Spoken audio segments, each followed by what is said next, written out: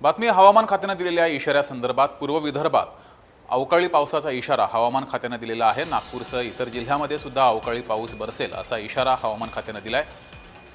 2 दिवसांपूर्वी सुद्धा इशारा दिला होता आणि पुन्हा एकदा हवामान खात्याने इशारा दिलाय। नागपूरसह अनेक जिल्ह्यात ढगाळ वातावरण आहे आणि या ठिकाणी मुसळधार पाऊस बरसेल असा इशारा हवामान खात्याने दिलाय। इथला आढावा घेतलाय आमचे प्रतिनिधी तेजस मोहतुरे यांनी। पाहूया।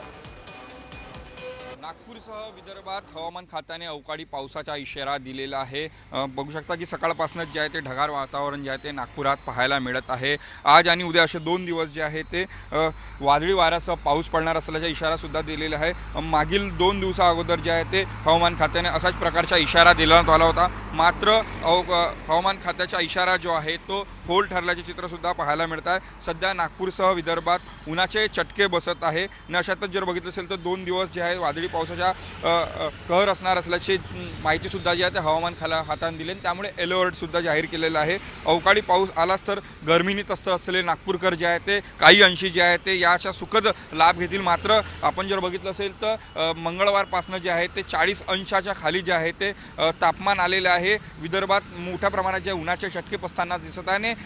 यावर जे आहे ते नागरिकांना कुठेतरी काहीसा जे आहे ते या 2 दिवसात जे आहे ते एकंदरीत दिलासा पाहायला मिळणार आहे। त्यामुळे जे आहे ते या 2 दिवस जे अवकाळी पाऊस आहे त्यामुळे हा सुद्धा फोल ठरतो की काय इशारा हे सुद्धा पाहणं महत्त्वाचं असणार आहे। कॅमेरामॅन मंगेश मोहितेसह तेजस मोहतुरे, जय महाराष्ट्र न्यूज, नागपूर।